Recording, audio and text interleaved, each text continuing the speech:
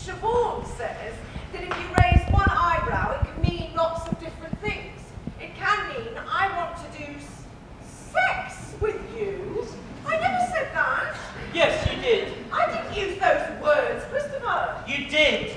On September the 12th, last year, at first break. And it can also mean I think what you just said was very stupid. You empty your pockets onto the desk, please, Christopher. Is that in case I have anything in them that I could use to kill myself, or escape or attack a policeman with? That's right. I've got a Swiss Army knife, but I only use that for doing odd jobs, not for stabbing things or hurting people. Jolly good. A piece of string. A piece of wooden puzzle. 3 pellets of rat food for Toby, my pet rat. £1.47, made up of a £1 coin, a 20p coin, 2 10p coins, a 5p coin, and a 2p coin. A red paper clip. A key to the front door. A Swiss Army knife with 13 attachments, including a wire stripper and a saw, and a toothpick and tweezers. you take your watch off, please, Christopher? No. I'm sorry, Christopher. I need my watch to know exactly what time it is. Give it here, lad. All right, son, you keep it. Do you have any family, Christopher? Yes, I do. And who is your family? Father and mother. Bud's mother is dead. And also Uncle Terry, who is in Sunderland. He is my father's brother. And my grandparents too, but 3 of them are dead. And Grandma Burton lives in a home because she has senile dementia and thinks I'm someone on television. Right. Lovely. Do you know your father's phone number, Christopher?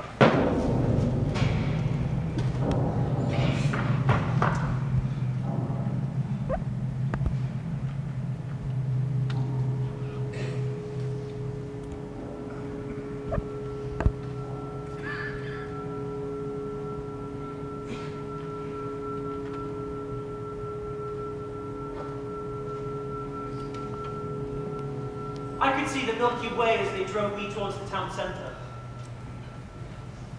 Could you? Some people think that the Milky Way is a long line of stars, but it isn't. Our galaxy is a huge disk of stars, millions of light years across. For a long time, scientists were puzzled by the fact that the sky is dark at night, even though there are billions of stars in the universe. Is that right?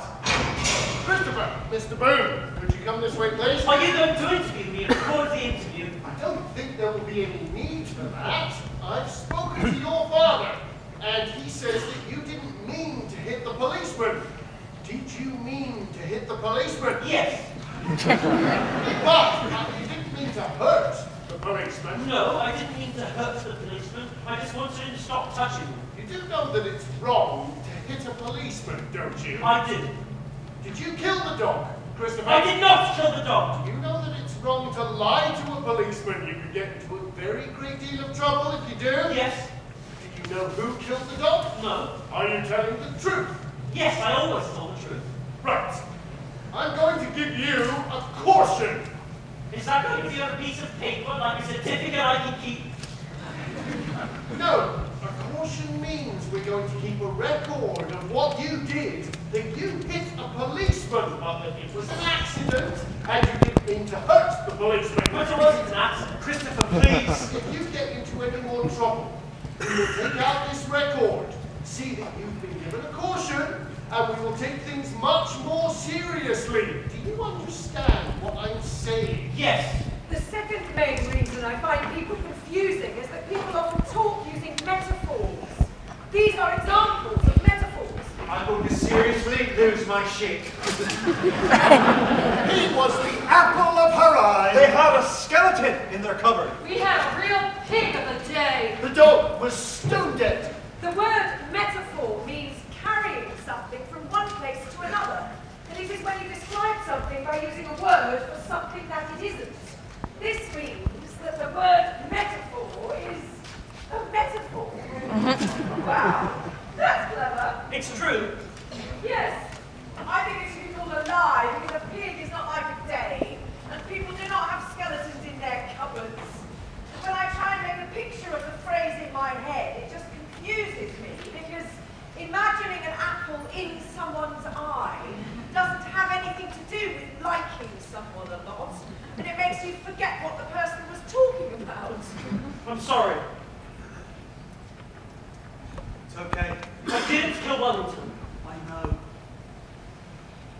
Christopher, you have to stay out of trouble, okay? I didn't know I was going to get into any trouble.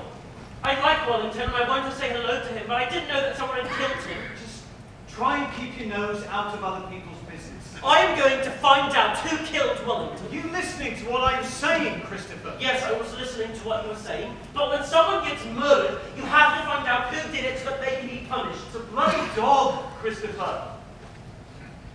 Bloody dog. I think dogs are important too. I think some dogs are cleverer than some people. Nicholas, for example, who comes to school on Thursdays, needs help eating his food. And he probably couldn't even fetch a stick. Leave it. The police will find out who killed him and punish the I person. said leave it! For God's sake! Are you sad about Wellington? Yes, Christopher, you could say that. You could very well say that. Mother died 2 years ago. I came home from school one day and no one answered the door. So I went and found the secret key that we keep under a flower pot outside the kitchen window. I let myself into the house, wiped my feet on the mat. I put my keys in the bowl on the table. I took my coat off and hung it by the side of the fridge so it would be ready for school the next day, and gave 3 pellets of rat food to Toby, who is my pet rat. I made myself a raspberry milkshake and heated it up in the microwave. Then I went up to my bedroom and turned on my bedroom light and played 6 games of Tetris and got to level 38, which is my 4th best ever score. An hour later, Father came home from work. Christopher, have you seen your mum? No. He went downstairs and started making some phone calls. I did not hear what he said. Then he came up to my room and said he had to go out for a while and he wasn't sure how long he would be. He said that if I needed anything, I should call him on his mobile phone. He was away for 2.5 hours. When he came back, I went downstairs.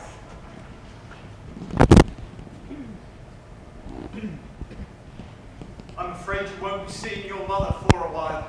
Why not? Your mother has had to go into hospital. Can we visit her?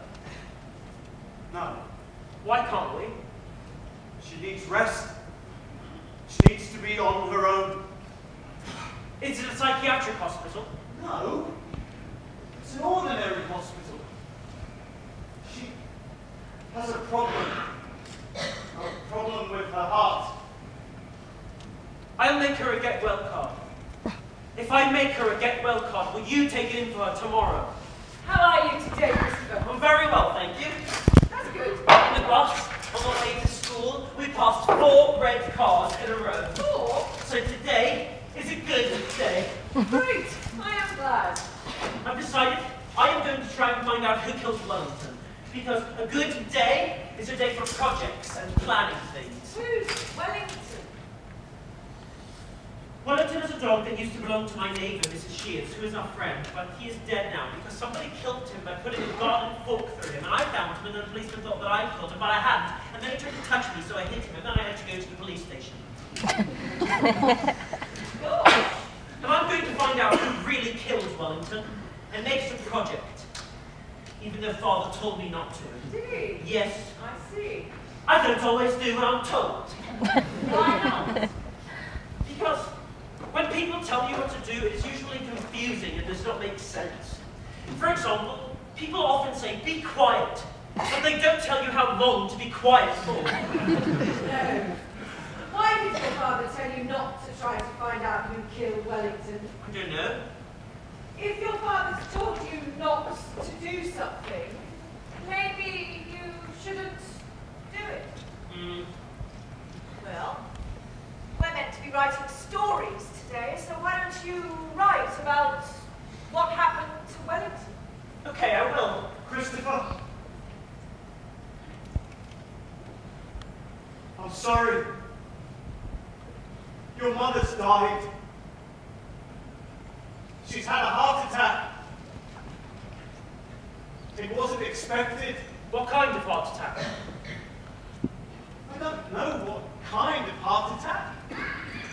Now isn't the moment, Christopher, to be asking questions like that. It was probably an aneurysm.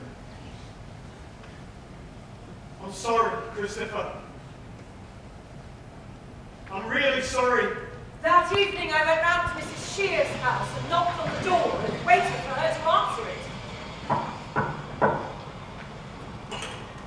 What are you doing here? I wanted to come and tell you that I didn't kill Wellington, and also I want to find out who killed him. Christopher, I really don't think I want to see you right now. Do you know who killed Wellington? You don't go now. I will call the police again! Reverend Peters, where is heaven? I'm sorry, Christopher. In our universe. Whereabouts is it exactly? It's not in our universe. It's another kind of place altogether. There isn't anything outside our universe, Reverend Peters. There isn't another kind of place altogether. Except there might be if you go through a black hole, but a black hole is what is called a singularity, which means it is impossible to find out what is on the other side, because the gravity of a black hole is so big that even electromagnetic waves like light can't get out of it. And electromagnetic waves are how we get information about things which are far away. And if heaven is on the other side of the black hole, then dead people would have to be fired into space on a rocket to get there. And they aren't, or people would notice. When I say heaven is outside our universe, it's really just a manner of speaking. I suppose what it really means is that they are with God. But where is God? Christopher, we should talk about this on another day, when I have more time. The next day was Saturday, and there's not much to do on a Saturday unless Father takes me out somewhere on an outing, to the boating lake or to the garden centre. But on this Saturday, England were playing Romania at football, which meant that we weren't going to go on an outing because Father wanted to watch the match on the television. So I made a decision. I decided to do some more detection. I decided to go out on my own. Oh! I do not like strangers, so talking to the other people in our street was brave. If you're going to do detective work, you have to be brave. So I had no choice.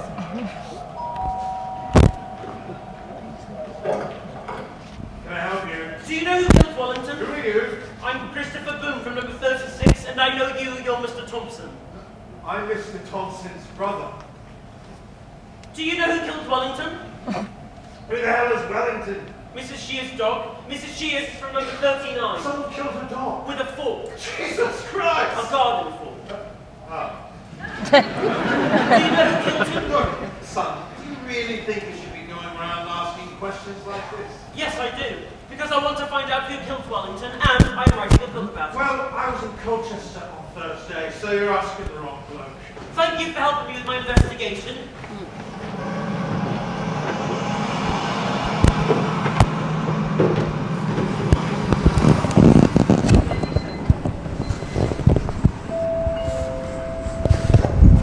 It's Christopher, isn't it? Yes, it is.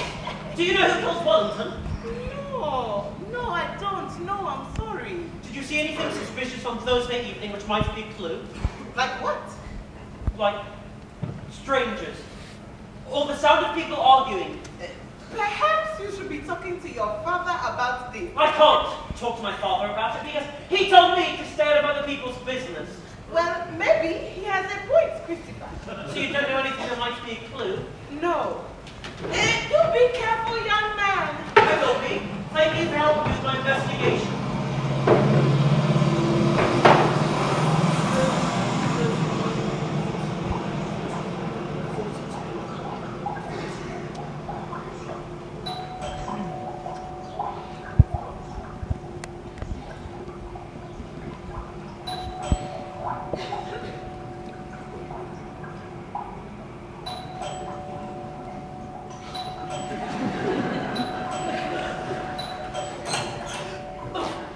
Do you know who killed Wellington? Bloody hell!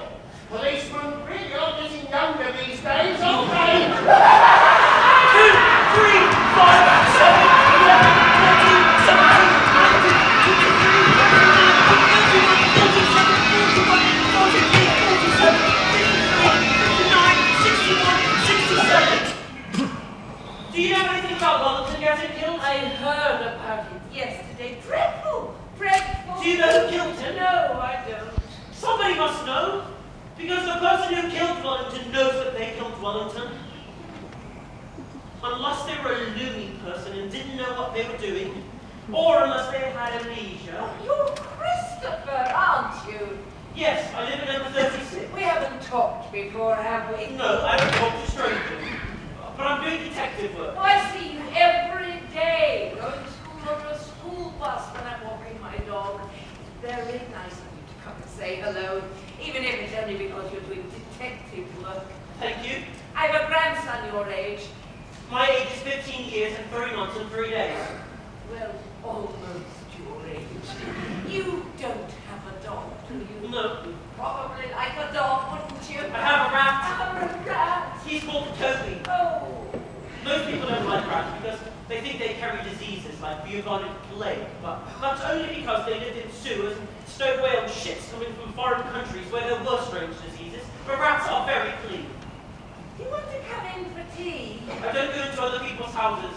Well, maybe I can bring some tea out here. Do you like lemonade? I only like orangeade. Well, luckily I have some of that as well.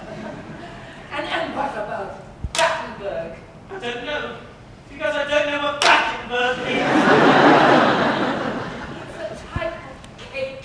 It has marzipan icing round the edge. This is a long cake with a square cross-section that can be divided into equally sized, alternately coloured squares. Yes, I think you could probably describe it like that. I think I like the pink squares, but not the yellow squares because I don't like yellow. And I don't know what marzipan is, so I don't know whether I like that. Well, I'm afraid marzipan is yellow too. Perhaps I should bring some cookies instead. Do you like cookies? Yes. Some sorts of cookies. I'll get a selection. She moved very slowly because she was an old lady. She was inside the house for more than 6 minutes, and I began to get nervous because I didn't know her well enough to know whether she was telling the truth about getting orangeade and Battenberg cake.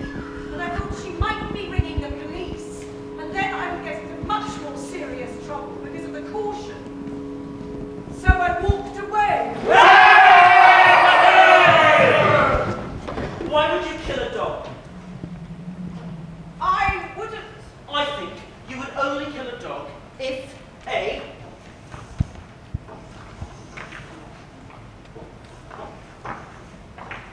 you hated the dog, or B,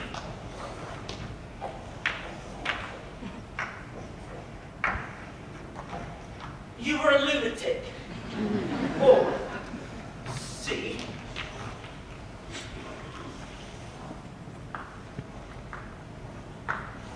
you wanted to make Mrs. Shears sad.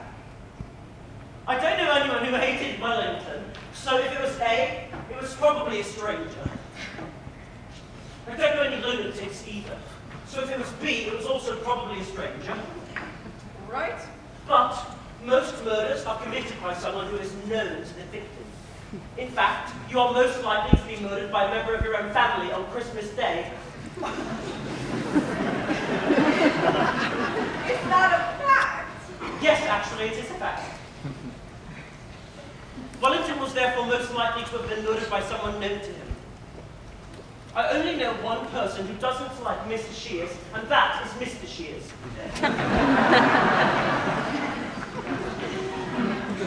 Who divorced Mrs. Shears and left her to live somewhere else. And who knew Wellington very well indeed. This means that Mr. Shears is my prime suspect! I'm going to find out more about Mr. Shears. Mr. Boone, nobody has ever taken an A-level examination at this school before. He could be the first then. I don't know if we have the facilities in the school to allow him to do that. Then get the facilities. I can't treat Christopher differently to any other student. Why not? Because then everybody would want to be treated differently. So? It would set a precedent. Christopher can always do his A-levels later when he's 18, which is, after all, the age everyone else takes their A-levels. Christopher is getting a crap enough deal already, don't you think? Without you shitting on him from a great height as well. Jesus. This is the one thing he's really good at. We should talk about this later, maybe on our own. Are there things which you're too embarrassed to say to me in front of Christopher? No, it's not that. Say them now then. If Christopher sits an A-level, then he will have to have a member of staff, a supervisor, looking after him on his own in a separate room. I'll pay for it. They can do it after school. Here, 50 quid. Is that enough? Mr. Boone! I'm not going to take no for an answer. Where have you been? I have been out. I have just had a phone call from Mrs. Shears. What the hell were you doing poking around her garden? I was doing detective work, trying to figure out who killed Wellington. How many times do I have to tell you, Christopher? I told you to keep your nose out of other people's business. I think Mr. Shears probably killed Wellington. I will not have that man's name mentioned in my house! Why not? That man is evil. Does that mean he might have killed Wellington? Jesus wept. Okay, Christopher. I'm going to say this for the last and final time. I will not tell you again. Look at me when I'm talking to you, for God's sake! Look at me! You are not to go asking Mrs. Shears who killed that bloody dog. You are not to go asking anyone who killed that bloody dog. You are not to go trespassing on other people's gardens. You are to stop this ridiculous bloody detective game right now. I'm going to make you promise me, Christopher. And you know what it means when I make you promise. I think I would make a very good astronaut. Yes, mate. Probably would. To be a good astronaut, you have to be intelligent. And I'm intelligent. You also have to understand how machines work.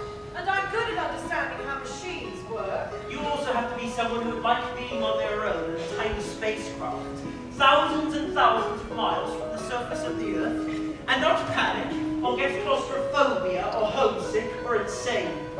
And I really like little spaces, so long as there's no one else in them with me. I've noticed.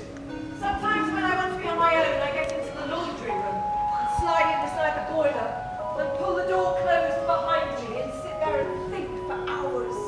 And it makes me feel very calm. So I would have to be an astronaut on my own, or have my own part of the spacecraft that no one else could come into. Also, there are no yellow things or brown things in a spacecraft, so that would be okay too.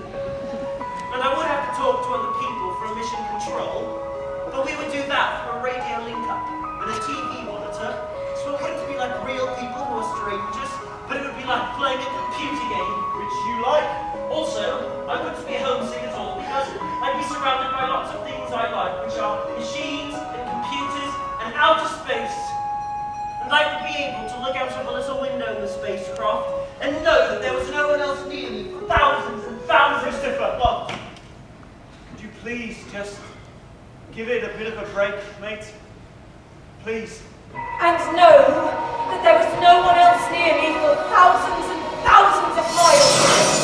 Which is what I sometimes pretend at night in the summer. And I go and lie on the lawn and look up at the sky.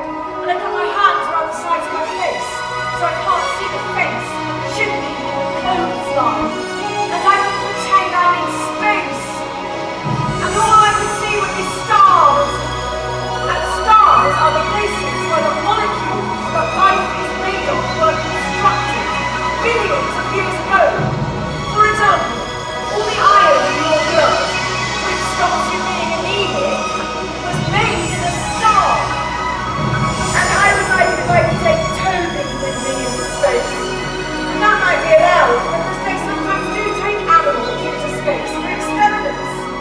So if I could think of an experiment you could do with a rat that didn't hurt the rat, I could make them let me take Toby.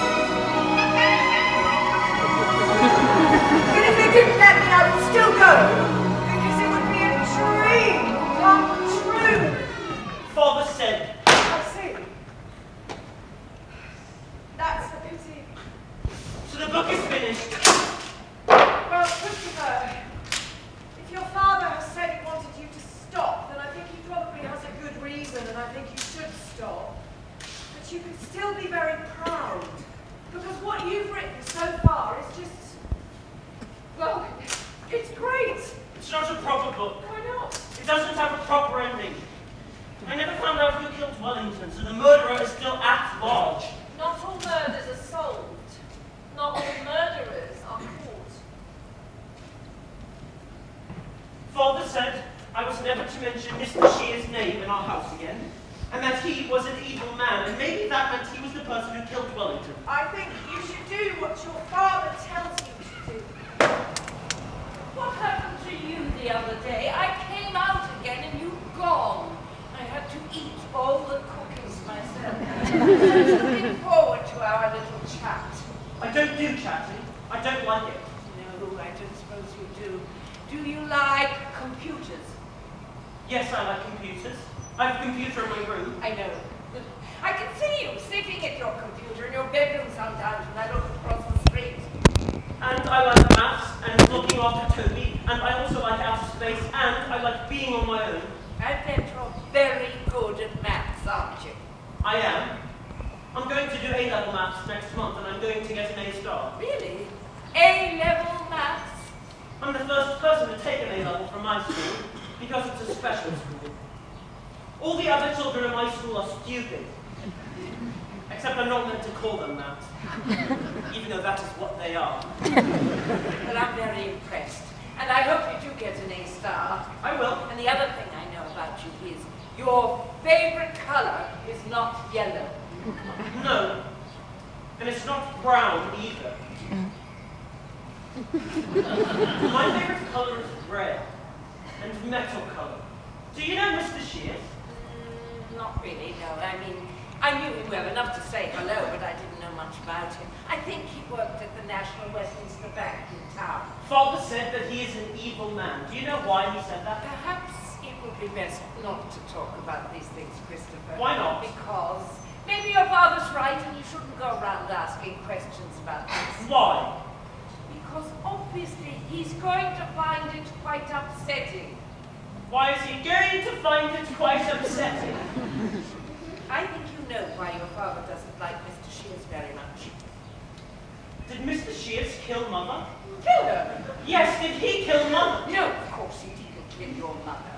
But did he give her stress so that she died of a heart I attack? honestly don't know what you're talking about, Christopher. Or did he hurt her so that she had to go into hospital? Did she have to go into hospital? Yes. And it wasn't very serious at first, but she had a heart attack when she was in hospital. Oh my goodness. And she died. Oh my goodness, oh. Christopher, I am so sorry. I never realized. Why did you say, I think you know why your father doesn't like Mr. Shears very much? Oh dear. Dear. Christopher, look, perhaps we should take a little walk in the park together. This is not the place to be talking about this kind of thing. I'm going to say something to you, and you must promise not to tell your father that I told you this. Why? Christopher, please, just trust me. I promise. Your mother, before she died, was very good friends with Mr. Shears. I know. No, Christopher, I'm not sure that you do. I mean, they were very good friends. Very good friends. Do you mean they were doing sex? Yes, Christopher, that is what I mean. I'm sorry, Christopher, I really never meant to say anything that was going to upset you. Was that why Mr. Shears left Mrs. Shears? Because he was doing sex with someone else when he was still married to Mrs. Shears? Yes, I expect so. I think I should go now. Are you okay, Christopher? I can't be on my own with you because you are a stranger. I'm not a stranger. Christopher, I'm a friend. Have you told your father about this? No. Are you going to tell your father about this? No.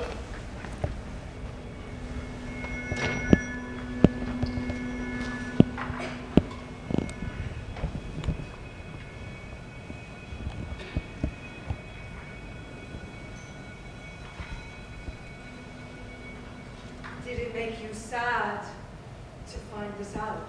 Find what out? Did it make you sad to find out that your mother and Mr. Shears had an affair? No. Are you telling the truth? Yes, I always tell the truth.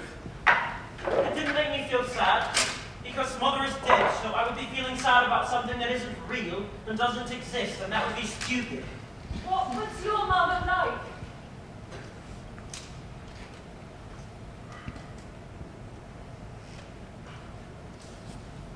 Do you remember much about her?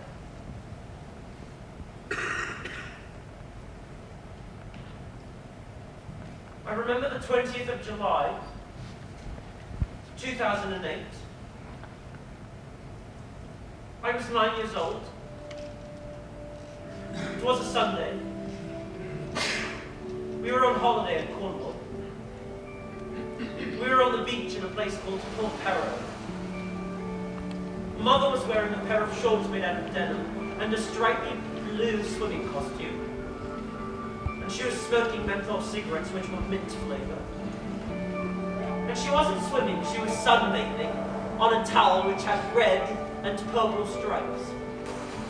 And she was reading a book by Georgette Heyer called The Masqueraders. And then she finished sunbathing and she went into the water and she said, Bloody Nora, it's cold! Bloody Nora, it's cold! And she said I should come and swim too, but I didn't like swimming because I don't like taking my clothes off. She said I should roll my trousers up and walk into the water a little way. So I did. And Mother said, Christopher, look! It's lovely! And she jumped backwards and disappeared under the water, and I thought a shark had eaten her and I screamed. And then she stood up out of the water and came over to where I'm standing and held up her right hand and spread out her fingers like a fan. Come on, Christopher, touch my hand. Come on now. Stop screaming. Touch my hand. Listen to me. Christopher, you can do it. It's okay, Christopher. It's okay. There aren't any sharks in Cornwall. When we were inside the park, Mrs. Alexander stopped walking and said, I am going to say something to you, and you must promise not to tell your father that I told you this. Your mother, before she died, was very good friends with Mr. Shears. And other times she used to say, If I hadn't married your father, I think I'd be living in a little farmhouse in the south of France with someone called Jean. And he'd be a local handyman. Painting and decorating for people, gardening, building fences. And we'd have a French bulldog and a veranda, pigs growing over it. And there'd be a field of sunflowers at the bottom of the garden, and a little town on the hill in the distance. And we'd sit outside in the evening and drink red wine, smoke French cigarettes, and watch the sun go down. What is this? it's a book I'm writing. Is this true? Did you speak to Mrs. Alexander? Yes. Jesus, Christopher! How stupid are you? What did I tell you, Christopher? Not to mention Mr. Shears' name in our house again. And not to go asking Mrs. Shears or anyone about who killed that bloody dog. And not to go trespassing on other people's gardens. And to stop this ridiculous bloody detective game. Except I haven't done any of those things. I just asked Mrs. Alexander about Mr. Shears because I was doing chatting. Don't give me that bollocks! You knew exactly what you were bloody doing. I read the book, remember? What else did I say, Christopher? I don't know. Come on, memory man! Not to go around sticking your nose into other people's business. What do? You go around sticking your nose into other people's business. You go around digging up the past, sharing it with every Tom, Dick and Harry you bump into.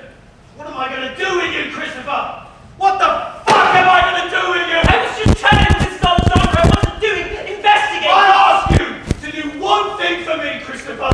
One thing! I didn't want to talk to Mrs. Alexander. It was Mrs. Alexander.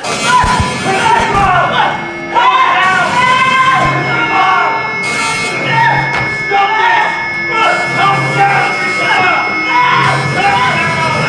Please, Christopher! Stop it!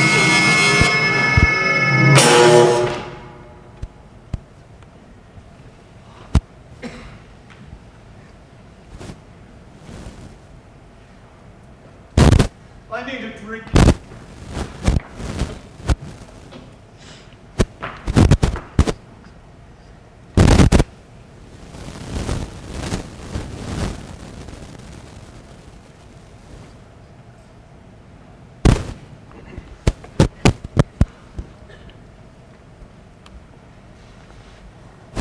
I'm sorry I hit you.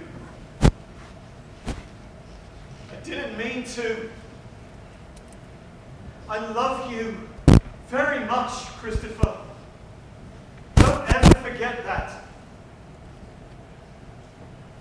I worry about you because I don't want to see you getting into trouble because I don't want you to get hurt. Where's my book? Christopher, do you understand that I love you?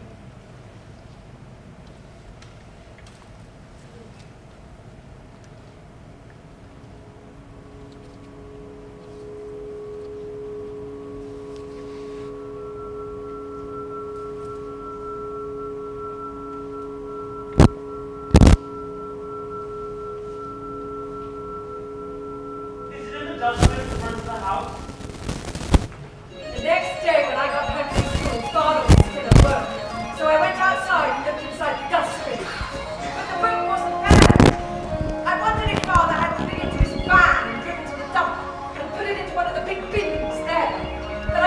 that to be true, because then I would never see it again. One other possibility was that Father had hidden my book somewhere in the house. So I decided to do some detecting and see if I could find it. I started by looking in the kitchen. Then I detected in the laundry room. Then I detected in the dining room. Then I detected in the living room, where I found the missing wheel from my Airfix Messerschmitt PF109G6 model under the sofa. Yes! Then I went upstairs, but I didn't do any detecting in my own room because I reasoned that Father wouldn't hide something from me in my own room, unless he was being very clever and doing what is called a double bluff, like a real murder mystery novel. So I decided to look in my own room, but only if I couldn't find the book anywhere else. I detected in the bathroom, but the only place to look was the medicine cupboard. There was nothing in there, which meant the only room left to detect in was Father's bedroom. I started by looking under the bed. There were 5 shoes, and a comb with lots of hair in it, and a monkey wrench, and a chocolate chip cookie, and a magazine called Men Only. Wow! And a pair of underpants from TJ Maxx with a little bit of pee left in them. And a wooden spoon. And a Scooby-Doo patterned tie. But not my book. So I looked in the drawers on either side of the dressing table, but these only contained aspirin and nail clippers and batteries and dental floss and tissues and a spare false tooth and a tampon. But my book wasn't there either. Then I looked in this wardrobe. In the bottom was a large plastic toolbox, which was full of tools for DIY, which means doing it yourself. But I could see these without opening the box because it was made of transparent grey plastic. Then I saw there was another box underneath the toolbox. The other box was an old cardboard box, which is called a shirt box, because people used to buy shirts in them. And when I opened the shirt box, I saw my book was inside it. Then I heard Father's van pulling up outside the house, and I knew I had to think fast and be clever. I heard Father shutting the door of the van. And that is when I saw the envelope. It was an envelope addressed to me, and it was lying under my book in the shirt box with some other envelopes. I picked it up. It had never been opened. It said, Christopher Boone, 36 Randolph Street, Swindon, Wiltshire. Then I noticed there were lots of envelopes, and they were all addressed to me. And this was interesting and confusing. And then I noticed how the words Christopher and Swindon were written. They were written like this: Christopher, Swindon. I only know 3 people who do little circles instead of dots over the letter I, and one of them is Siobhan. And one of them was Mr. Loxley, who used to teach at school. And one of them was Mother. Christopher! Hello? What have you been up to, young man? Today we did life skills with Siobhan, which was using money and public transport, and I had tomato soup for lunch and 3 apples, and then I practiced some maths in the afternoon, and then we went for a walk in the park with Mrs. Peters and collected leaves for making collages. Excellent, excellent. What do you fancy for chow tonight? Baked beans and broccoli. I think that can be very easily arranged. I'm just going to put those shelves up in the living room, if that's all right with you. I'll make a bit of a racket, I'm afraid, so if you want to watch television, we're going to have to shift it upstairs. I'll go and be on my own in my room. Good man. So I went into my room, and when I was in the room, I shut the door and took out the envelope. I opened the envelope. Inside there was a letter, and this was what was written in the letter. 451C, Chapter Road, Willesden, London, NW2 5NG, 0208 887 8907. Dear Christopher, I was looking through some old photos last night, which made me sad. But then I found a photo of you playing with that train set we bought for you a couple of Christmases ago. And that made me happy, because it was one of the really good times we had together. Do you remember how you played with it all day, and you refused to go to bed at night because you were still playing with it? And we told you about train timetables, and you made a train timetable, and you had a clock, and you made the trains run on time. And there was a little wooden station too. We showed you how people who wanted to go on a train went to the station and bought a ticket and then got on the train.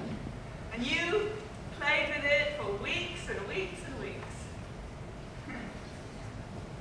I liked remembering that a lot.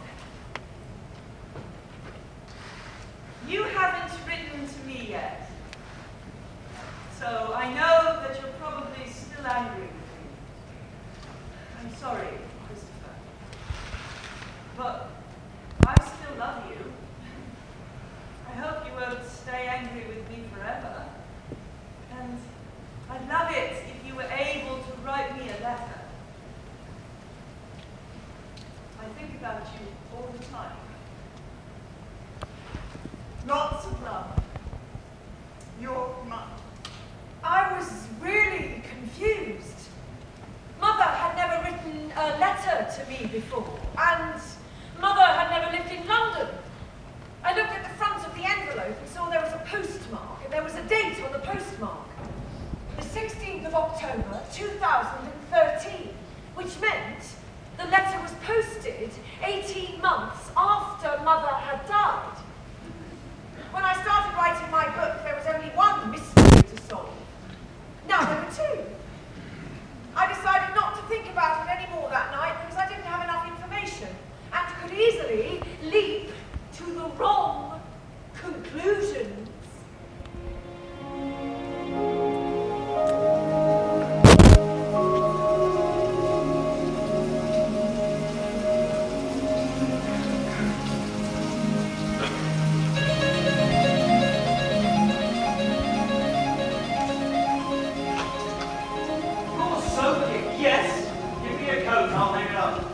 How was school? It was good, thank you. Joseph Fleming took his trousers off and go to the toilets all over the floor of the changing room, and then he started to eat it, but Mr. Davis stopped him. Oh, good old Mr. Davis, eh? Joseph eats everything. Does he? He won't take one of the little blocks of blue disinfectant which hang inside the toilets, and he won't take a £50 note from his mother's wallet, and he eats string and rubber bands, and tissues and writing paper and paint, and plastic forks. Also, he bangs his chin and screams a lot. I know how he feels. Christopher, I've got to go out. Why? I've just had a call. There's a lady. Her cellar has flooded. I've got to go out and fix it. Is it an emergency? Yes, mate. It is raining very heavily. It is. The rain looks like white sparks. Christopher, if I go out, will you be okay? Yes, I will. Because there's no one around, because everybody's staying indoors. Good. Good, good. Good lad. I like looking at the rain. Terrific. I like it because it makes me think how all the water in the world is connected. Does it? This water, this rain, has evaporated actually. From somewhere like maybe the Gulf of Mexico maybe. Or Baffin Bay. And now it's just falling in front of the house.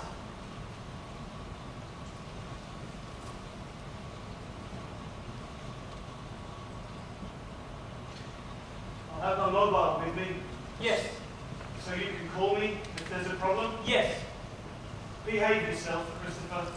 Yeah? yeah. So I went into his bedroom and opened up the wardrobe and lifted the toolbox off the top of the shirt box and opened the shirt box. I counted out the letters. There were 43 of them. They were all addressed to me in the same handwriting. I took one and opened it. Inside was this letter. 461C, Chapter Road, London, NW2 5NG 0208 887 8907. Dear Christopher, I said that I wanted to explain why I went away when I had the time to do it properly. Now I have lots of time. So, I'm sitting on this sofa here with this letter and the radio on. I'm going to try and explain. I was not a very good mother, Christopher. Maybe if things had been different, maybe if you'd been different, I might have been better at it, but that's just the way things turned out. I'm not like your father. Your father's a much more patient person. He just gets on with things. And if things upset him, he doesn't let it show. That's not the way I am. Do you remember once when we were shopping in town together and we went into Bentel's department store and it was really crowded and we had to get a Christmas present for Grandma and you were frightened because of all the people in the shop and you crouched down on the floor and you put your hands over your ears and you were in the way of everyone, so I got cross because I don't like shopping at Christmas either. And I told you to behave, and I tried to pick you up and move you, but you shouted and you knocked those mixers off the shelf. And there was a big crash. And everyone turned around to see what was going on. And there were boxes and bits of string and bits of broken bowl on the floor, and everyone was staring. And I could see that you had wet yourself. And I got so cross. And I wanted to take you out of the shop, but you wouldn't let me touch you, so I just had to wait until you stopped screaming. Well, I remember that night I just cried and cried and cried. And your father was really nice about it at first. He made you supper, he put you to bed. He said, these things happen, it will be okay. But I said, I couldn't take it anymore. And eventually, he got really cross. And he told me I was being stupid and I should pull myself together, so I hit him, which was wrong, but I was so upset. We had a lot of arguments like that. And after a while, we stopped talking to each other very much because we knew it would always end up in an argument. And I felt really lonely. And that was when I started spending lots of time with Roger. And that was when I started spending lots of time with Roger.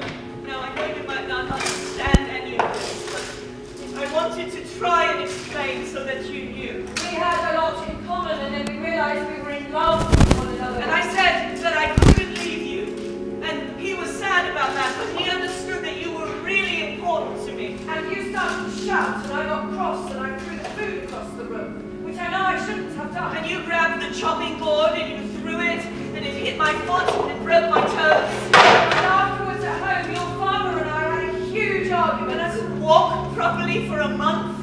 Do you remember? And your father had to look after you. And I remember looking at the two of you and seeing you together.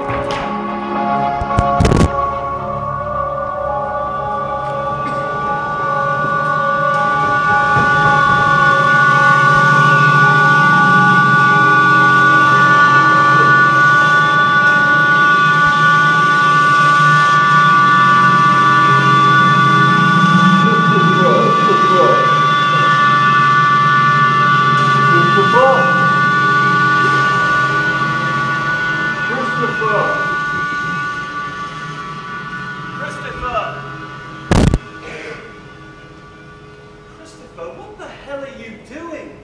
What are you...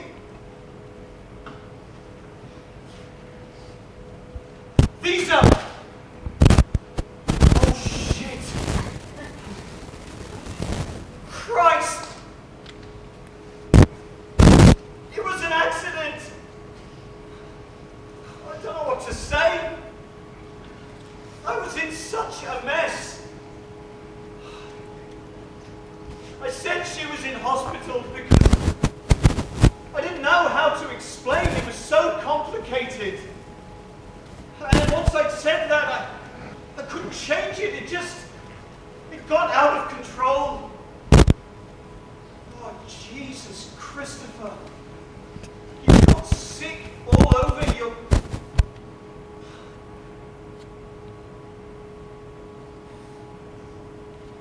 Then sit you up, get your clothes off and get you into bed. Okay? I'm going to have to touch you. But it's going to be all right.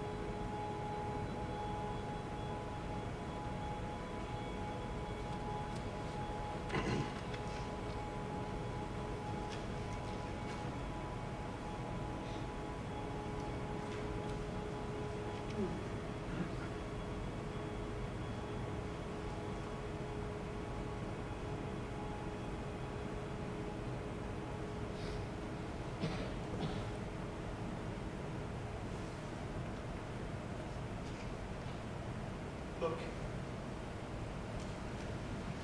maybe I shouldn't say this, but I want you to know that you can trust me.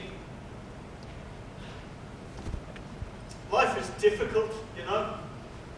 It's bloody hard telling the truth all the time.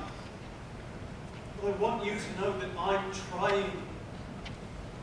And you have to know that I am going to tell you the truth from now on about everything. Because if you don't tell the truth now, then later on it hurts even more. So,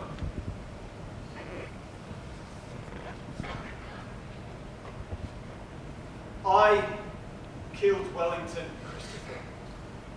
Just let me explain. When your mum left, Eileen, Mrs. Shears, she was very good to me. She helped me through a very difficult time, and I'm not sure I would have made it without her. Well, you know how she was around here most days, popping over to see if we were okay, if we needed anything. Well, I thought, trying to keep it simple. I thought we were friends. And I guess I thought wrong. So we argued, Christopher, and she said some things which I'm not going to say to you because they're not nice, but they hurt. But I think she cared more for that bloody dog than she did for us. And maybe that's not so stupid looking back. And maybe it's easier living on your own looking after some stupid mutt than sharing your life with other actual human beings. I mean, shit, buddy. We're not exactly low maintenance, are we? Anyway, we had this row. Quite a few rows, actually. But after this particularly nasty little blowout, she chucked me out of the house. And you know what that bloody dog was like? It's nice as pie one moment, roll over, tickle its stomach, sink its teeth into your leg the next.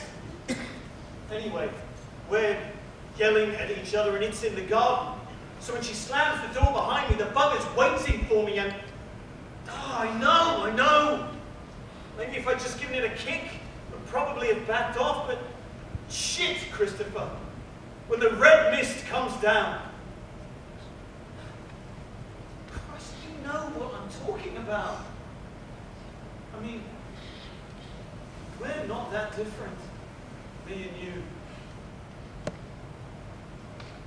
And it was like everything I'd been bottling up for 2 years just... I promise you, I never meant for it to turn out like this.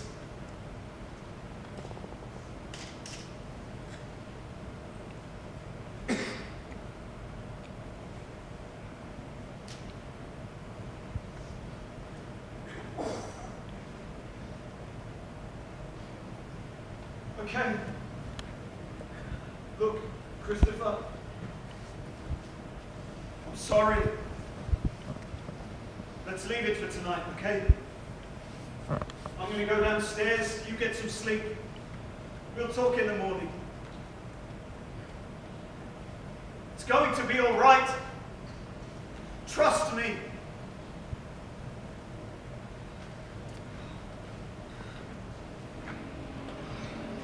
2, 4, 8, 16, 32, 64, 128, 256, 512, 1024, 2048, 4096.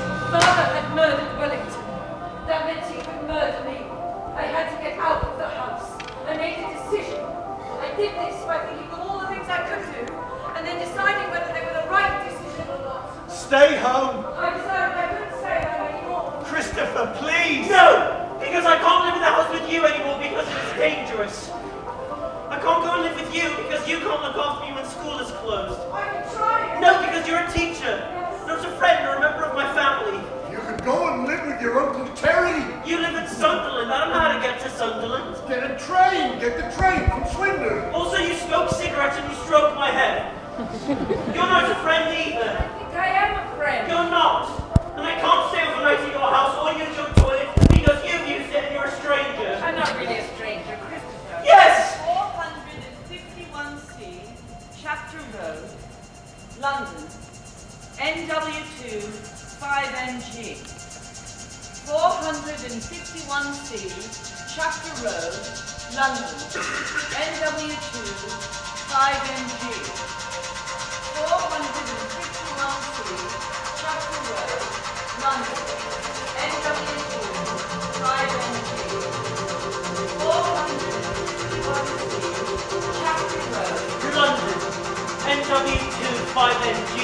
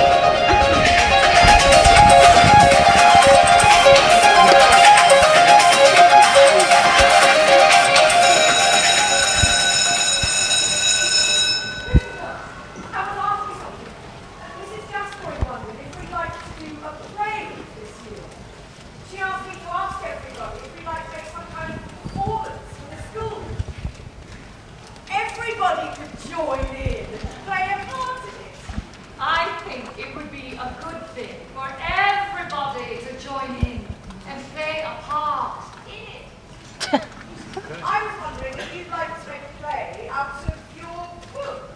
No. I think it could be really good fun, Christopher. I think it could be really good fun. No, it's a book. And it's for me, not everybody, just for me. I know that, but I think a lot of people would be interested in what would happen if people took your book and started acting things out of it. No, I don't like acting. Because it is like pretending that something is real when it is not really real at all. So it is like a kind of lie. People like stories. Some people find things which are kind of true in things which are made up. You like your Sherlock Holmes stories, and you know Sherlock Holmes isn't a real person, don't you? I would help you if you were worried about that. No, I think I'd rather like to take the part of the policeman. you're too old to be a police. Christopher! Christopher!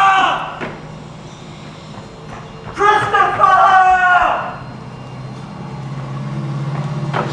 Christopher!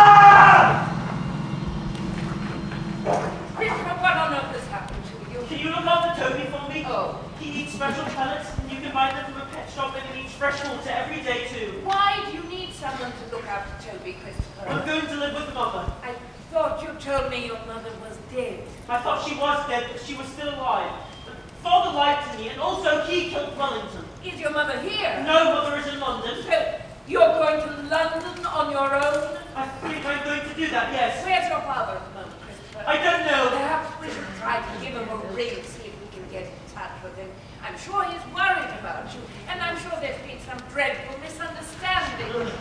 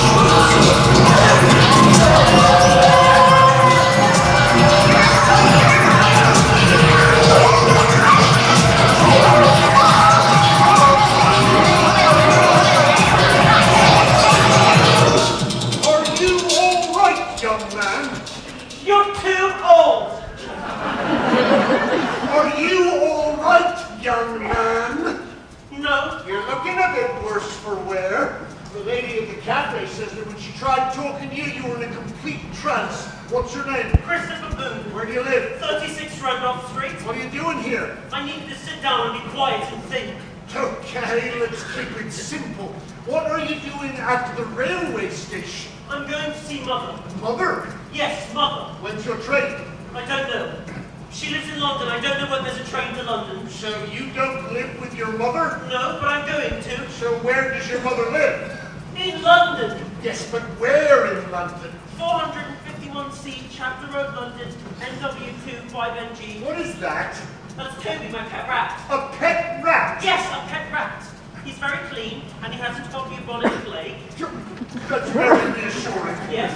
Have you got a ticket? No. So how precisely were you going to get to London then? I have a bank card. Is this your card? No, it's Father's. Father's? Yes, Father's. Okay. He told me the number of 3558. Why don't you and I take a stroll to the cash machine, eh? You mustn't touch me. Why would I want to touch you? I don't know. And neither do I. Because I got a caution for hitting a policeman, but I didn't mean to hurt him, and if I do it again, it'll be a lot worse because of the caution. Please, insert your card. You're serious, aren't you? Yes. Enter your personal number. You lead the way. Where? Back by the ticket office. Please enter amount. £10, £20, £50, £100. How much does it cost to get ticket to London? About 20 quid. Please wait. Your transaction is being processed. Is that pounds? Christ alive. Yeah, it's £20. Please take your card and wait for your cash. Where do I get a ticket for the train from? In there. I want to go to London. If you don't mind. I want to go to London. Single or return? What does single or return mean? Do you want to go one way or do you want to come back? I want to stay there when I get there. For how long? Until I go to university. Single then. £17. When is the train to London? Platform 1. 5 minutes. Where's platform 1? Through the underpass and up the stairs. You'll see the signs. Underpass means tunnel, Christopher. In your head, imagine a big red line across the floor. It starts at your feet and goes through the tunnel. And walk along the line. And count the rhythm in your head, because that helps, doesn't it? Like when you're doing music or when you're doing drumming. Left, right, left, right, left, right, left, right. Left, right, left, right, left, right, left, right, left, right, left, right, left, right, left, right, left, right, left, right. Is this the train to London? Christopher! Caught you just in time. We've got your father at the police station. He's looking for you. Okay. Let's not get overexcited here. I'm going to take you back to the police station, and you and me and your dad can sit down and have a little chat about who's going where. Have you arrested Father? Arrested him? What for? He killed a dog with a garden fork. The dog was called Wellington. Well, we can talk about that as well. Right now, young man, I think you've done enough adventuring for one day. Oh, shit. Fuck. Why are you swearing? Have we started? Has the train started? Don't move. Rob. Yeah, it's Nigel. I'm stuck here on the bloody train. Yeah, don't even... Look, it stops at Didcot Parkway, so if you can get someone to meet me with a car. Cheers. Tell his old man we've got him, but it's going to take a while, okay? Right. Let's get ourselves a seat. Park yourself.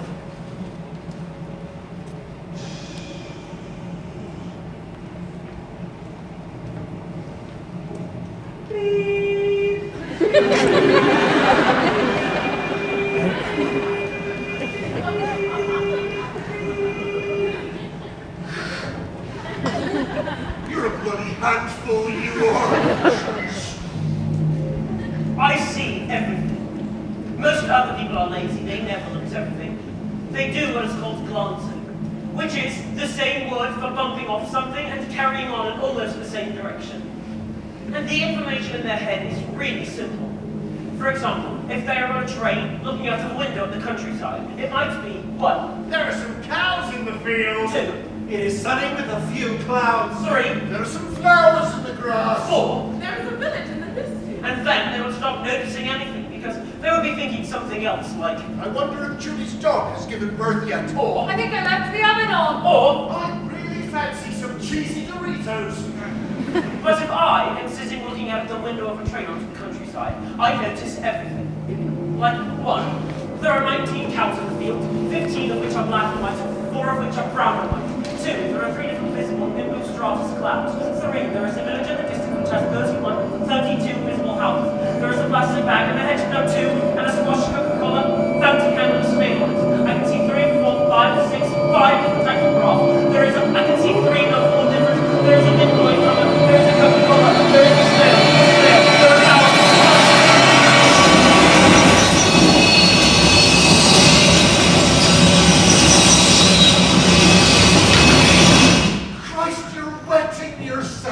For God's sake, go to the bloody toilet, will you? But I'm on a train. They do have toilets on trains, you know. Where's the toilet on the train? Through those doors there. But I'll be keeping an eye on you, you understand? No. Just go to the bloody toilet.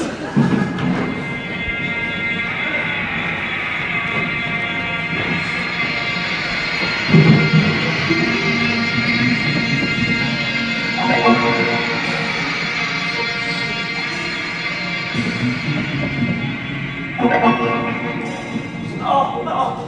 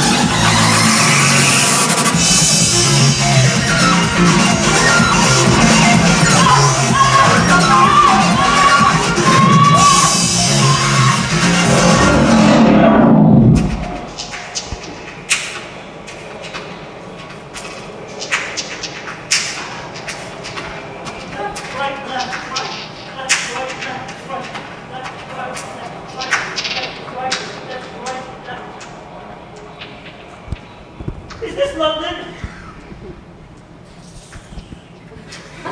Is this London? Indeed it is. How do I get to 451C, Chapter Road, London, NW25NG? Where is that? It's 451C, Chapter Road, London, NW25NG. And sometimes you can write it 451C, Chapter Road, Willesden, London, NW25NG. Take the tube to Willesden Junction or to Willesden Green. Must be near there somewhere. What is it to you?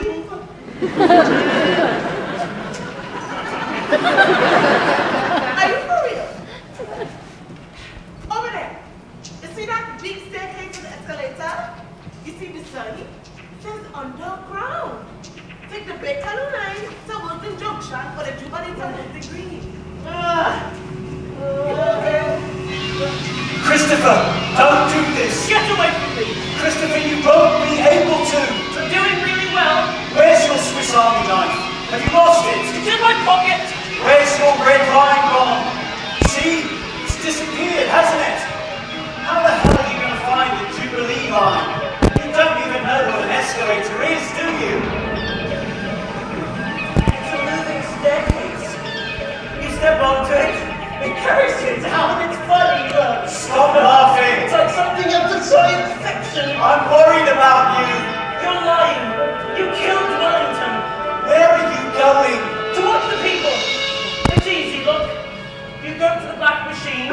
You look at where you want to go. You put your money in. You haven't got any money. I have. I stole your bank card. You get shit. You go to the grey gate. You put your ticket in the slot. There's no Jubilee line. How are you going to get to Willesden Green? There's a Bakerloo line, look. I can take that to Willesden Junction. Come back home. Swindon's not my home anymore. My home is 451C, Chapter Road, London, NW25NG.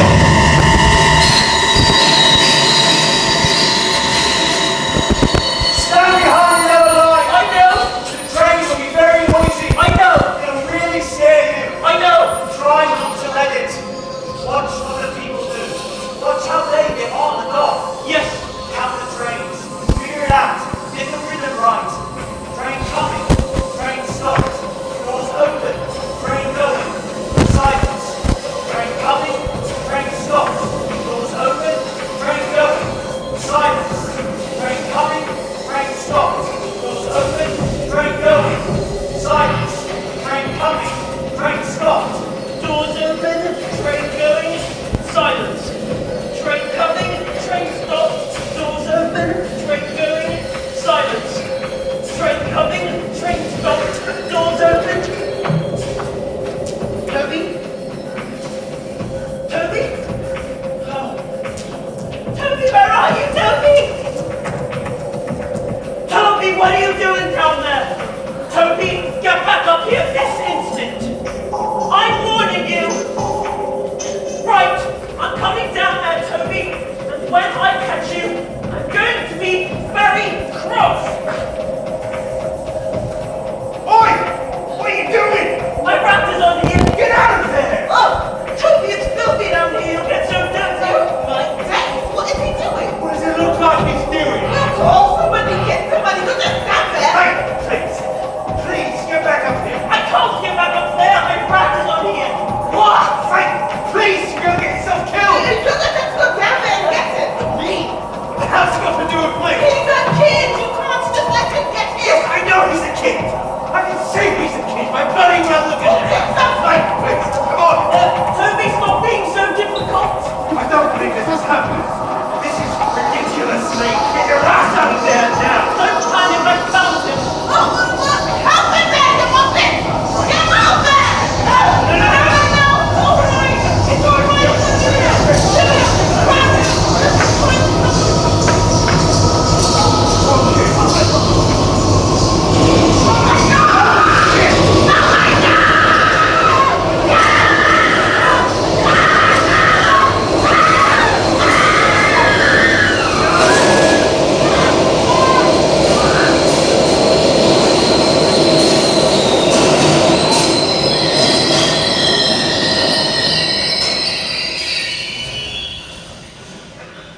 the hell do you think you're playing now? A bloody Nora! Is he okay? Yeah. Oh, thanks a bundle. Jesus Christ! At rest. Shit, the train! Ah!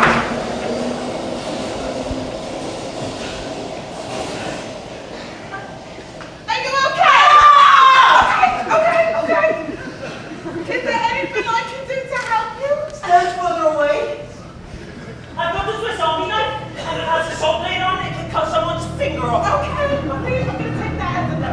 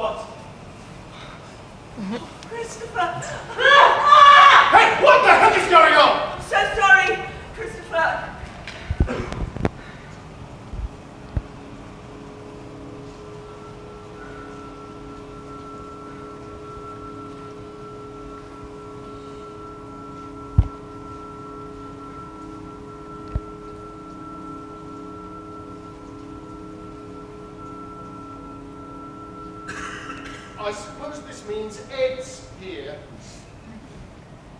Where's your father, Christopher? I think he's in Swindon. Oh, thank God for that. But how did you get here?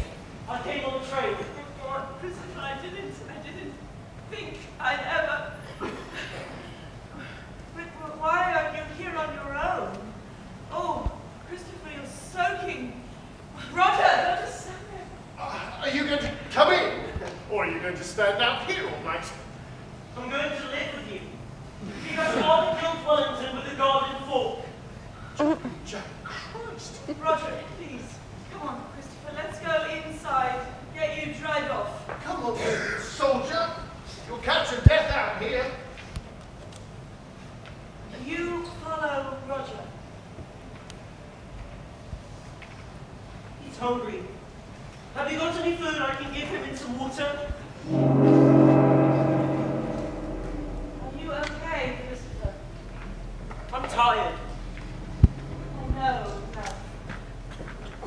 I can get you a blanket. No, don't. I've got a sleeping bag in my backpack.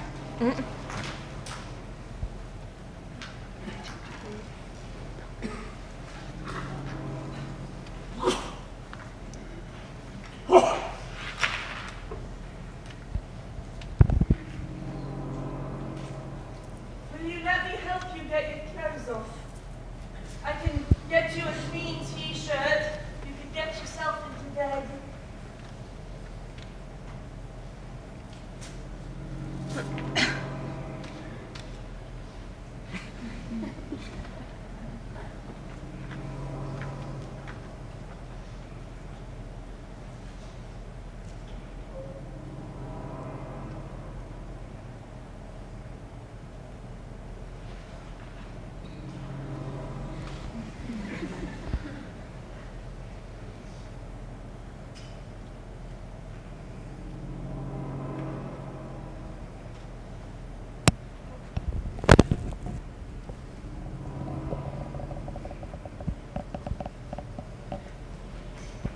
T-shirt, pass me a t-shirt.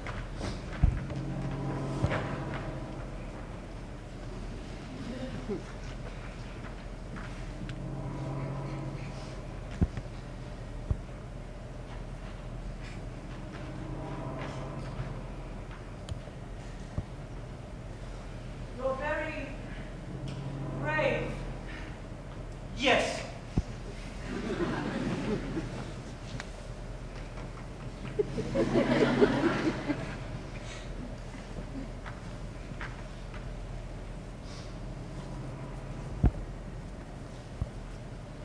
You never wrote to me. I know. Why didn't you write to me, Christopher? I wrote you all those letters. I kept thinking something dreadful had happened, or that you'd moved away, and I'd never find out where you were. Father said you were dead. What? He said you went into hospital because you had something wrong with your heart, and then you had a heart attack and died.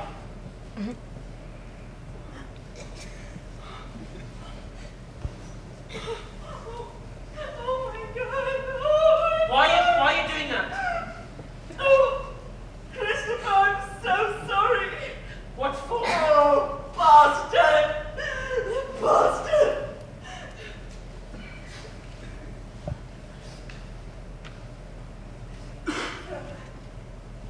Let me hold your hand. Just for once. Just for me. Will you? I won't hold it hard. I don't like people holding my hand. No. Okay.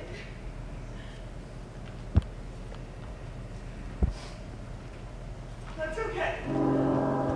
I need to speak to him. He's been through enough today already. I know, but I still need to speak to him. Christopher Boone, please, can you open the door? Come on, Christopher. Christopher, love, just open the door, will you, sweetheart? Is he going to take me away? No, Christopher, he isn't. Will you let him take me away? No, I won't. Your father says you've run away. Is that right? Yes. Is this your mother? Yes. Why did you run away? Because Father killed Wellington, who is a dog, so that meant that he could kill me. So I've been told. Do you want to go back to Swindon to your father? Do you want to stay here? I want to stay here. How do you feel about that? I want to stay here! Come on. I'm asking your mother. He told Christopher I was dead. Let's not get into an argument about who said what here. I just want to know whether Of you course can he stay. can stay. That probably settles it as far as I'm concerned. Are you going to take me back to Swindon? No. If your husband turns up, causes any trouble, just give us a ring. Otherwise, you're going to have to sort this out amongst yourselves. I'm talking to her whether you like it or not. I'm not going to be spoken to like that in my own home. I'll talk to you how I damn well like You it. have no right to be here. He's my son, in case you've forgotten. What in God's name do you think you were playing at? Saying those things to him? You were the one that bloody left. Oh, so you decided to wipe me out of his life altogether? Let's Well, all calm down. Isn't that what you wanted? I wrote to him every week. What the fuck use is writing to him? Whoa, whoa, whoa, whoa, whoa! I cooked his meals. I cleaned his clothes. I looked after him every weekend. I looked after him when he was ill. I took him to the doctor. I worried myself sick every time he wandered off somewhere at night. I went to school every time he got into a fight. And you, what? You wrote him some fucking letters. So you thought it was okay to tell him his mother was dead? No, no, it's no,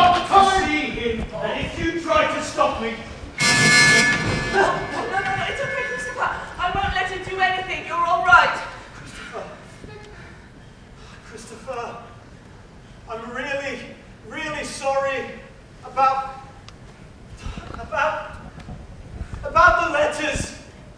I never meant... I promise you, I will never do anything like that again.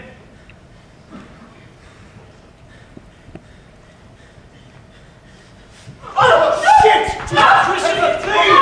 Mr. Boone, what are you doing? Did you call me? Mr. Boone, come on, mate. Don't you make me, this is my son! I know. It's gonna all be sorted out. Just come with me, please. Hey, you gotta go! He's right now! Coming back! Christopher, I'll be back! I promise you, Christopher! I promise you that!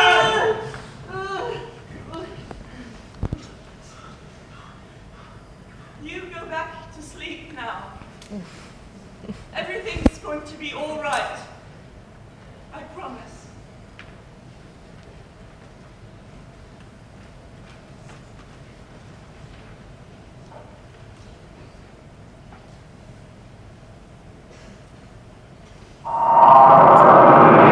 Okay, he can stay for a few He days. can stay as long as he needs to stay. This flat's hardly big enough for 2 people, let alone He 3.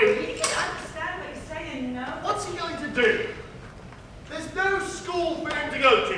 We've both got jobs. It's bloody ridiculous. Roger, that's enough. You can stay as long as you want to stay. It was Mother who gave me the milkshake. It was Mother who gave me the milkshake, not you. You need to shout more loudly at him. Like you're really angry with him, not just being nice. Okay?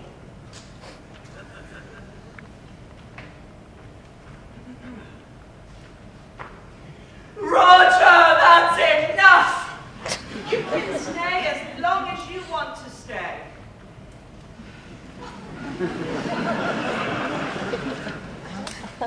I have to go back to Swindon. Christopher, you only just got here. I have to go because I have to sit my maths A level. You're doing maths A level? Yes, I'm taking it on Wednesday and Thursday and Friday next week. Christopher, God, that's really good. But I can't see Father, so I have to go back to Swindon with you. Oh, I don't know if that's going to be possible. But I have to go.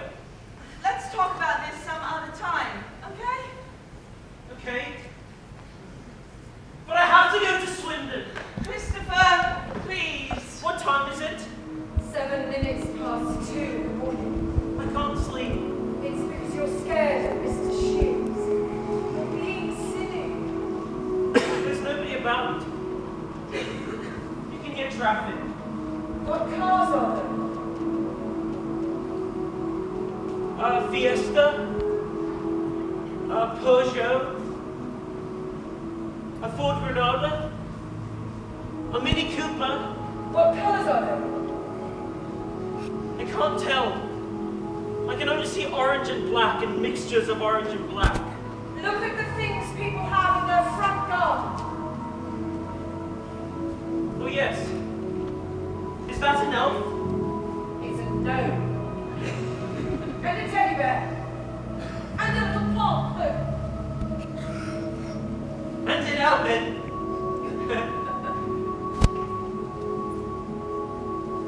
I like looking up at the sky. Me too. When you look at the sky at night, you know you are looking at the stars, which are hundreds and thousands of light years away from you. And some of the stars don't exist anymore because their light has taken so long to get to us that they are already dead. Or they have exploded and collapsed into red dwarfs. And that makes you seem very small. And if you have difficult things in your life, it is nice to know that they are what is called negligible, which means they are so small you don't have to take them into account when you are calculating something. I can't see any stars here. No. It's because of all the light pollution in London. All the lights from the street lights, and the car headlights and floodlights, and light in the buildings reflect off of tiny particles in the atmosphere. It gets in the way of light from the stars. Christopher! I have to go. Don't! I have to... Christopher! Siobhan! Siobhan!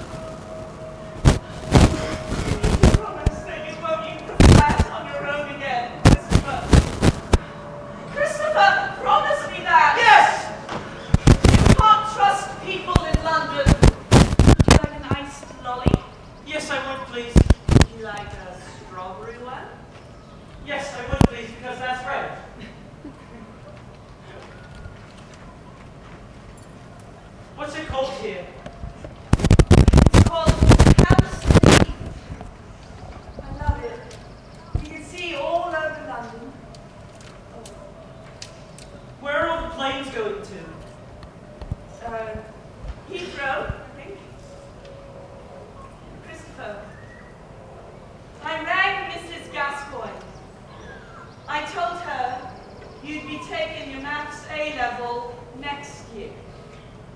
Okay. Christopher, oh, love, please. Oh, please calm down, love.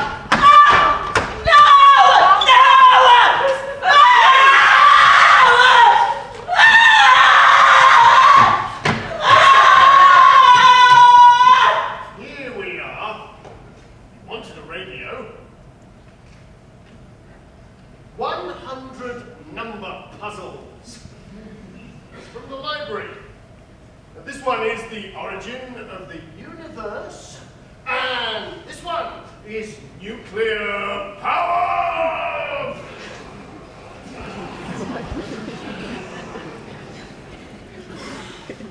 They're for children.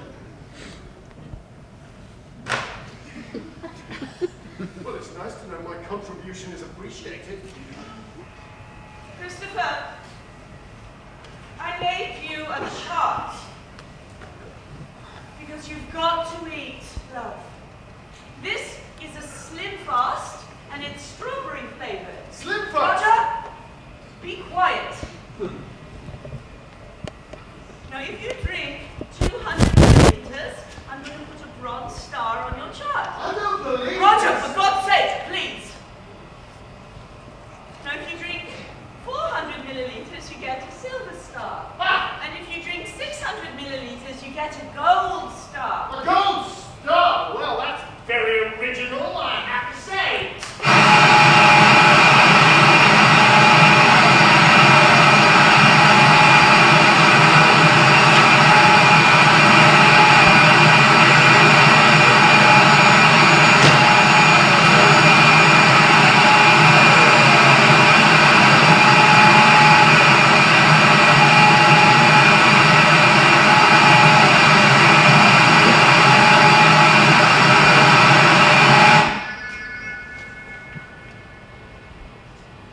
You think you're so clever, don't you?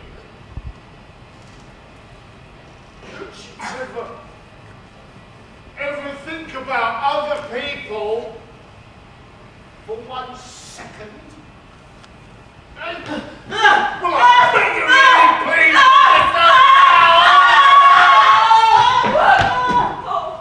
Oh, Christopher, I'm sorry. I'm really, really sorry. I promise this will never happen again. What time is it? It's 4 o'clock in the morning. What are you doing? Packing some clothes. Where's Mr. Shears? He's asleep. Get Toby. Come downstairs. Get into the car. Into Mr. Shears' car? That's right. Are you stealing the car? I'm just borrowing it. Where are we going? Going home. Do you mean home in Swindon? Yes. Are we going back to Swindon so I can do my maths A-level? What? I'm meant to be doing my maths A-level tomorrow. Going back to Swindon, because if we stay in London any longer, someone is going to get hurt, and I don't necessarily mean you. Now, I need you to be quiet for a while. How long do you need to be quiet for? Jesus. Half an hour. Christopher, I need you to be quiet for half an hour. How the fuck did you get in here? This is my house too, in case you've forgotten. Is your fancy man here as well?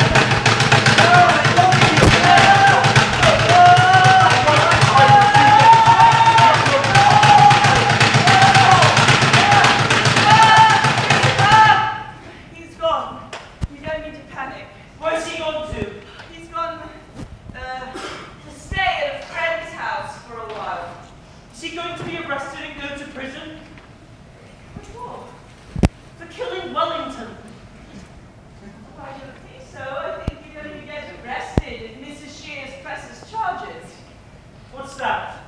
It's when you tell the police to arrest somebody for a little crime. They only arrest people for little crimes if you ask them. Killing Wellington, a little crime? Oh.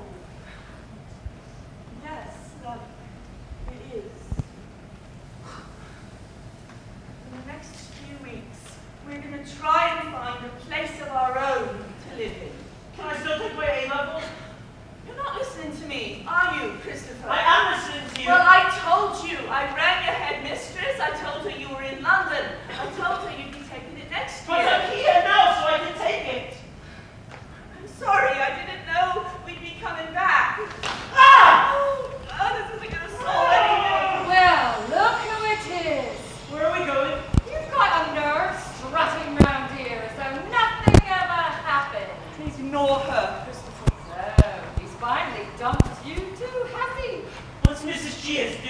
had it coming. Don't try and pretend that you didn't, because you fucking did. Where are we going? We're going to the school. So you're Christopher's mother. That's right. And you're... I'm Siobhan. It's nice to meet you. Yeah. Yes. It's nice to meet you too. Hello, Christopher. Hello. Are you okay? I'm tired. He's a bit upset. Because of the A-level, you said? He won't eat. He won't sleep. Yeah. I spoke to Mrs. Gascoigne after you called. Right? She still actually has your A-level papers in 3 sealed envelopes in her desk.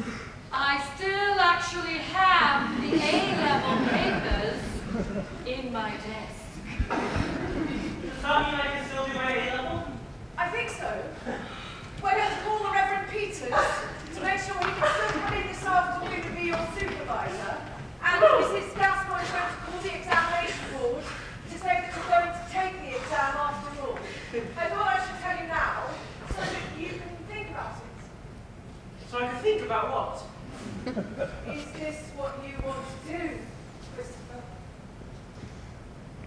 If you say you don't want to do it, no one's going to be angry with you. And it won't be wrong or illegal or stupid.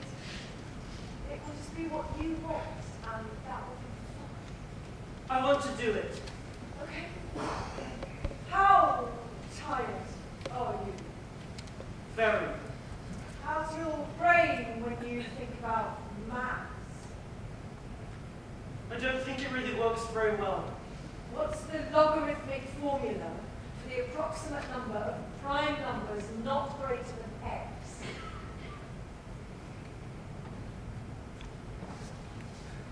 I can't think!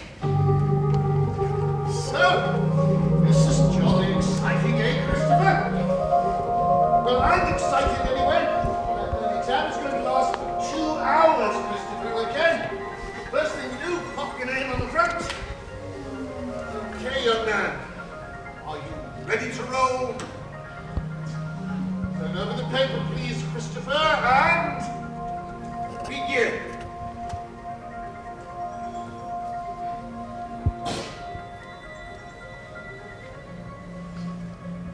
One, 8, 27, 64, 125, 216, 343, 512, 729, 1,000, 1,331. All right, Christopher.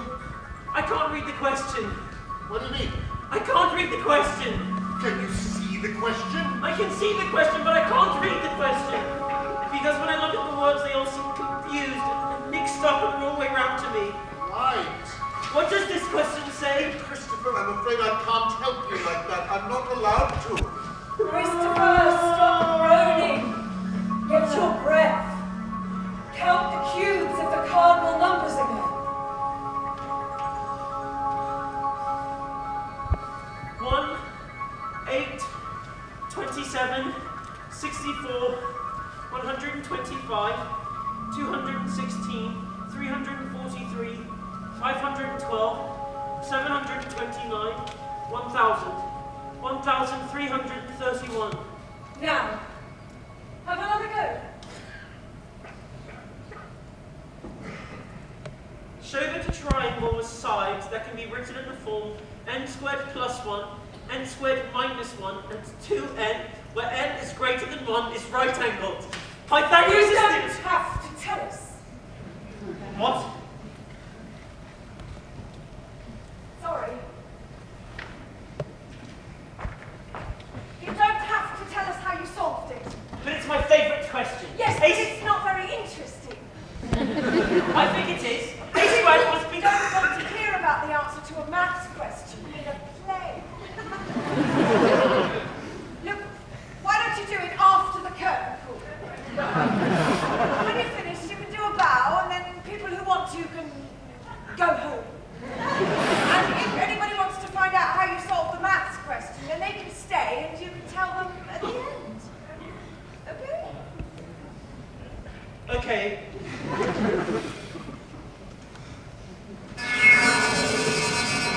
Don't scream! okay, Christopher? I'm not going to hurt you. I wanted to ask you how the exam went. Helen, Christopher. Please, Christopher.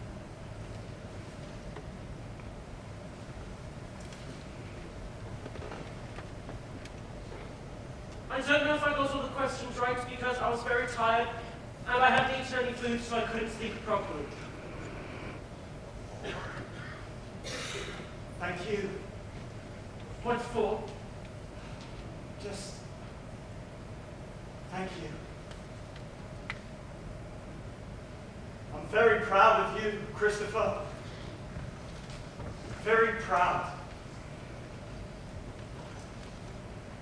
I'm sure you did really well.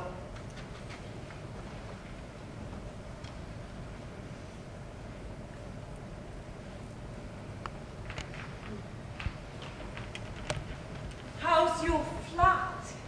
It's not really a flat, it's a room. It's very small.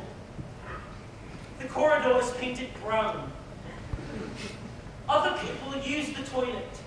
Mother has to clean the toilet before I can use it. Sometimes there are other people in there, so I do wet myself. The room smells like socks and pine air freshener. And another bad thing that happened is that Toby died. Because he was 2 years and 7 months old. Which is very old for a rat. I don't like waiting for my A-level result. Yeah. Mother doesn't get back from work until 5:30. So I have to go to Father's house between 3:49 and 5:30. Because I'm not allowed to be on my own. Mother said I didn't have a choice. I pushed the bed up against the door in case Father tries to come into the room. Sometimes he tries to talk to me through the door. I don't answer him. Sometimes he sits outside the door quietly for a long time.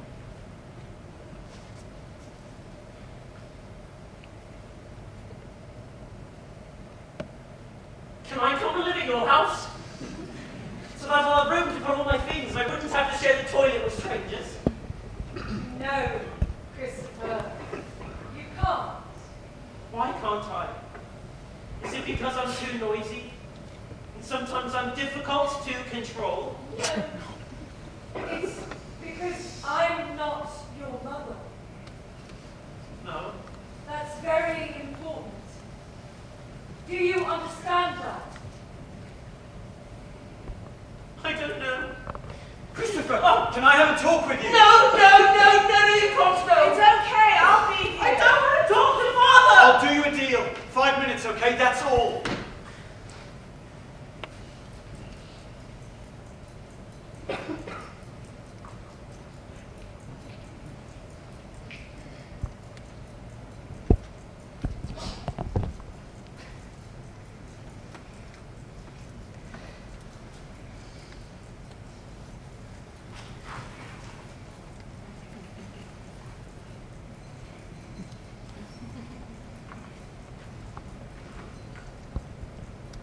Christopher, look, things can't go on like this. I don't know about you, but this just hurts too much. You have to learn to trust me. And I don't care how long it takes. If it's a minute one day and 2 minutes the next and 3 minutes the next and it takes years, I don't care. Because this is important. And this is more important than anything else. Let's call it a project. A project we have to do together. And it will be difficult at first because it's a difficult project, but it will get better. I promise. And I've got you a present to show you that I really mean what I say. And to say sorry. And because, well, you'll see what I mean.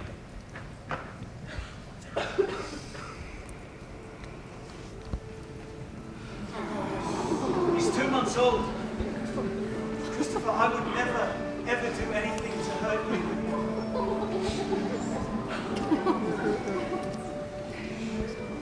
You won't be able to take him away with you, I'm afraid.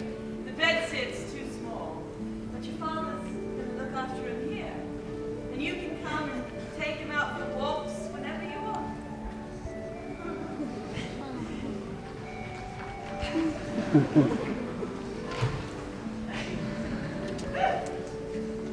Does he have a name? No, you can decide what to call him. Sandy! He's called Sandy.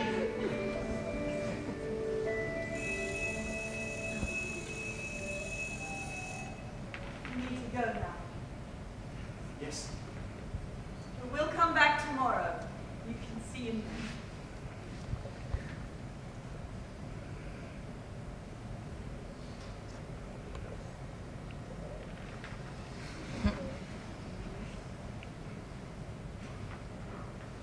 Christopher, Yes. here. What's this? It's your result. Right.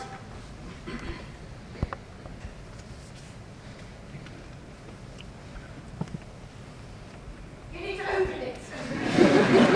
Right.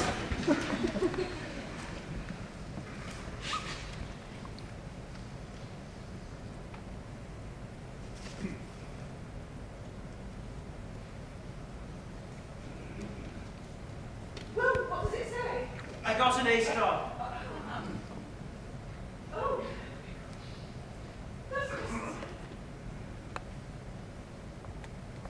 That's terrific. Yes. I'm too happy. Yes. It's the best result. I know.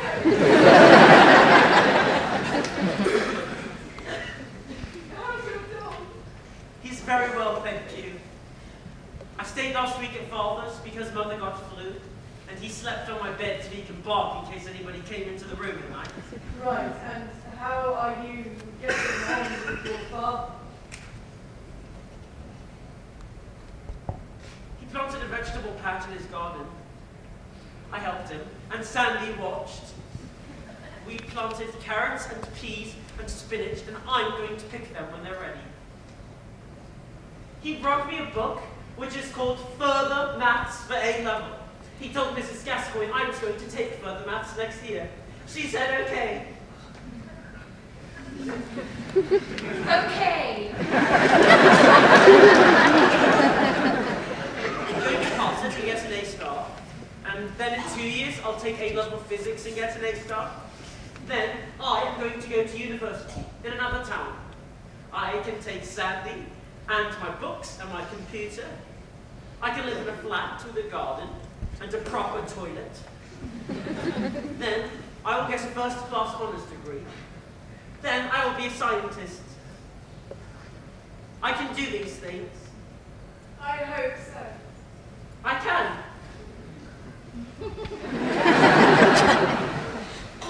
Because I went to London on my own. Ugh.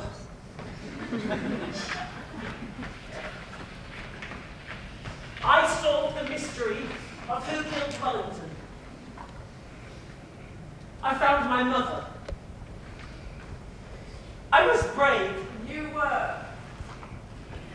And I wrote a book. I know, I read it. We turned it into a play. Yes.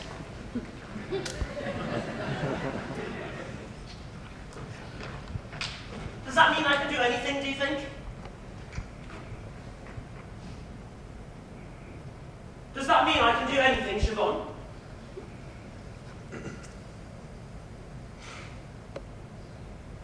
Does that mean I can do anything?